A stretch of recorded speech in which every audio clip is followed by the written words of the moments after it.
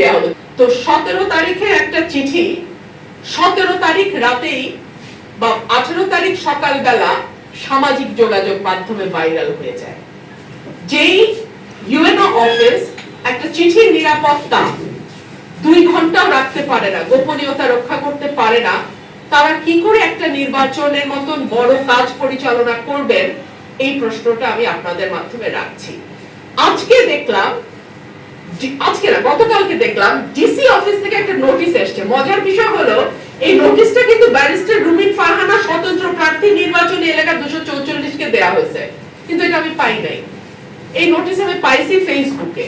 আপনারা যেমন ফেসবুকে পাইছেন, আমিও ফেসবুকে পাইছি।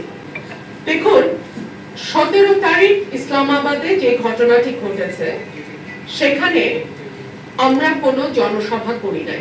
এটা একটা ছোট উঠান বৈঠক ছিল, কিন্তু আপনাদের সবার দোয়ায় আমার ছোট্ট উঠান বৈঠকে 400-500 লোক হয়ে যায়। এটা আল্লাহর রহমত, আল্লাহর মেহেরবানি, আপনাদের সবার দোয়া।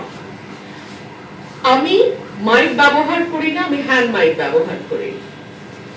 আমি স্টেজ বলতে একটা চেয়ার ছিল দুটা, আর দুপাশে আমার জন্য একটা চেয়ার, দুপাশে দুটো চেয়ার ছিল, আর সব সামনে প্লাস্টিকের চেয়ারে মানুষ বসা ছিল, দাঁড়ানো ছিল। এর মধ্যে যখন ম্যাজিস্ট্রেট সাহেব আসে, তিনি এসে পুলিশ নিয়ে প্রথমে ভেতরে ঢোকেন, উঠানের ভেতরে আসেন। আসার পরে আমি দেখতে পাচ্ছিলাম আমার লোকজনও তাকাচ্ছিল, মানে আমার যারা ভোটার তারাও তাকাচ্ছিল। এক পর্যন্ত স্টেজের উপর উঠে আসেন, আমার একটা চেয়ার ওই মঞ্চে, আমি দাঁড়ানো, ওখানে উঠে আসেন। তো আমি এই পর্যায়ে বক্তব্য শর্টকাট করি, আমি নেমে যাই এবং আমি ওনাকে বিনয়ের সাথে জিজ্ঞেস করেছি আমার কোন আচরণ বিধিটা লঙ্ঘন হয়েছে। উনি আমাকে বলতে পারছিলেন না। একটা পর্যায়ে আমি উত্তেজিত হয়ে বলি, সবাই প্রচারণা করছে, আপনাদেরকে বৃদ্ধাঙ্গুলি দেখাচ্ছে। কিভাবে বলি? এই যে বৃদ্ধাঙ্গুলির কথাটা বললাম, এই কথাটা কোথা থেকে আসলো? এই কথাটা তো হঠাৎ আসে নাই। এই কথাটা এসছে এই ছবিটা থেকে। দেখেন, এটা উপজেলা আশুগঞ্জ উপজেলা বিএনপির সাধারণ সম্পাদক, তিনি বলছেন যে রিটার্নিং অফিসারের কাছে রুমিন ফারহানার দেয়া অভিযোগকে বৃদ্ধাঙ্গুলি দেখালেন উপজেলা বিএনপির সাধারণ সম্পাদক হাবিবুর রহমান। এটা ব্রাহ্মণবাড়িয়া নিউজে বড় করে গেছে। আমি সেটা ওনাকে দেখেছি যে মানুষ, অন্য প্রার্থীর কর্মীরা এভাবে আপনাদেরকে বৃদ্ধাঙ্গুলি দেখায়, আপনারা কিছু করতে পারেন না। এটাই আমি বলেছি, আমি কাউকে বৃদ্ধাঙ্গুলি দেখাই নাই। অর্থাৎ চিন্তা করে দেখুন, সরকারি চিঠি, দুটো চিঠি আপনাদেরকে আমি পড়ে শোনালাম, দুটোতেই দাবি করা হচ্ছে আমি বৃদ্ধাঙ্গুলি দেখিয়েছি। এটা সর্বৈব মিথ্যা। আমি ম্যাজিস্ট্রেটকে বলেছি যে অন্য প্রার্থীর কর্মী সমর্থকরা এই যে বৃদ্ধাঙ্গুলি দেখায়, হাবিব সাহেব যখন বৃদ্ধাঙ্গুলি দেখান তখন প্রশাসন এখানে উপস্থিত, কিচ্ছু করে না। আমার এই ঘটনার পরে আমাকে 40,000 টাকা জরিমানা করেছে, আপনারা শুনলেন, চিঠিতে লেখা আছে, তাই না? এর আগেও আমাকে 5,000 টাকা জরিমানা করেছে। আচ্ছা, 40,000 টাকা ওই দিন জরিমানা করলো, তাহলে তো আমার অপরাধের শাস্তি হলো 40,000 টাকা জরিমানা। তারপরে দ্বিতীয় অ্যাকশন হলো উপজেলা নির্বাহী অফিসার বা ইউনো, তিনি চিঠি পাঠালেন অনুসন্ধান ও বিচারিক কমিটি, নির্বাচন অনুসন্ধান ও বিচারিক কমিটি। তার মানে এক অপরাধের জন্য আমার 2 নম্বর শাস্তি। এখানেই থামলো।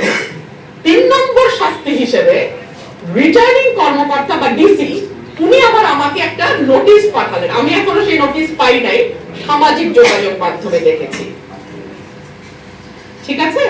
তাইলে কি হলো, একটা অপরাধের জন্য আমাকে 3 জায়গায় শাস্তি দেওয়া হলো, 40,000 টাকা জরিমানা, অনুসন্ধান কমিটির কাছে রিপোর্ট, এবং ইউনো ডিসি আমাকে শোকজ নোটিশ করা। এক অপরাধে 3 সাজা। এই প্রশাসনের অধীনে আমি কেমন করে নির্বাচন করি, যারা অলরেডি এতটা বায়াসড?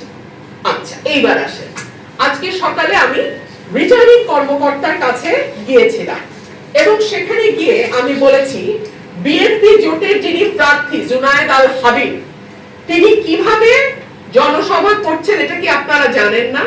জানেন। আমি এই সকল কিছু, জুনায়েদ আল হাবিবের ফেসবুকে গেলে আপনারা দেখবেন বিরাট বিরাট স্টেজ করে বিরাট ভাবে উনি প্রোগ্রাম করছেন, বিশাল স্টেজ, লোক যাই হোক স্টেজ অনেক বড়, মাইক আছে, সাউন্ড সিস্টেম আছে, সব আছে, আর আমি একটা হ্যান্ড মাইক নিয়ে চলি। এরপরে উনি গরু জবাই দিয়ে মানুষ খাওয়াচ্ছেন। এগুলো যখন আমি ডিসি সাহেবকে দেখালাম এবং দেখি ওনাকে বিনীতভাবে প্রশ্ন করলাম, আমি তো এখন পর্যন্ত 45,000 টাকা জরিমানা দিয়েছি, বিএনপি জোটের প্রার্থী কত টাকা জরিমানা দিয়েছে? আমি 1.5 ঘন্টা ওনার সামনে বসে থেকেও এই অঙ্কটা ওনার কাছ থেকে জানতে পারলাম না। ওনারা জানেন না বিএনপি প্রার্থী জরিমানা দিয়েছে কিনা। তার মানে এই যে এতগুলো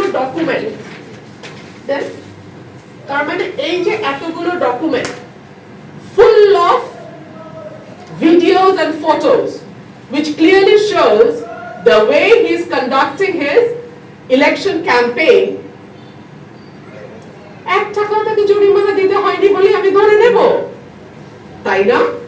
আপনারা আমাকে বলেন তাহলে ইলেকশনের লেভেল প্লেইং ফিল্ডটা কোথায় আছে? এই ডিসি, এই ইউনোর অধীনে আমি কি বিচার পাবো, এই প্রশ্ন আমি আজকে আপনাদের কাছে রাখছি। বলেছেন সেটি আমি রিটার্নিং কর্মকর্তাকে অবহিত করেছি যে দোয়া মাহফিলের নামে বিশাল স্টেজ বানানো, মাইক ব্যবহার করা, সাউন্ড সিস্টেম ব্যবহার করা এবং ক্রমাগত নির্বাচনী প্রচারণা চালানো এবং দোয়ার মঞ্চ থেকে একজন নারী প্রার্থীকে, স্বতন্ত্র নারী প্রার্থীকে নর্তকী বলা, এটা কতটা ইসলামে জায়েজ আর কতটা নির্বাচনী আচরণ বিধিতে জায়েজ, এই প্রশ্নটা আমি করেছি। এখন আমি শেষ বিচার তো ভোটারের হাতে, আমি এই বিচারের ভার আমি আমার ভোটারদের হাতে ছেড়ে দিতে চাই।